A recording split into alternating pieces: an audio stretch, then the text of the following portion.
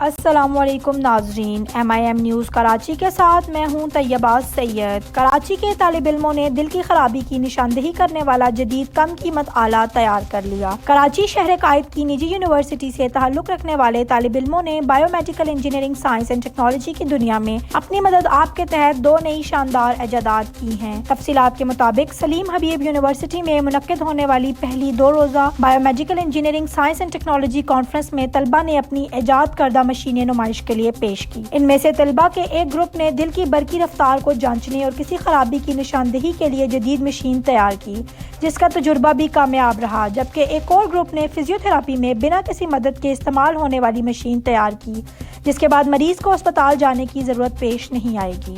یہ دونوں مشینیں طلبہ نے مقامی سطح پر اپنی مدد آپ کے تحت بنائی، جس کی لاگت بھی کم آئی ہے اور مارکیٹ میں یہ انتہائی مناسب قیمت پر فروخت کی جا سکتی ہیں۔ طلبہ کا کہنا ہے کہ اگر حکومت تھوڑی سی مدد اور معاونت فراہم کرتے تو یہ مشینیں اور آلات پاکستان میں بآسانی تیار ہو سکتے ہیں۔ 2 روزہ کانفرنس میں بائیو میڈیکل انجینئرنگ سے متعلق تحقیقات اور مقالے بھی پیش کیے گئے۔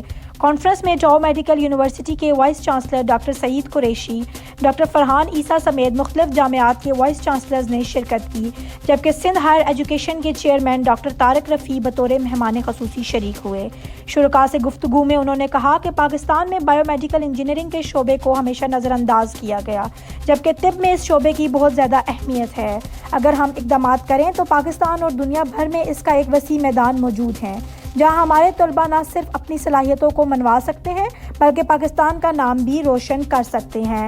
رپورٹ عارف ظفر۔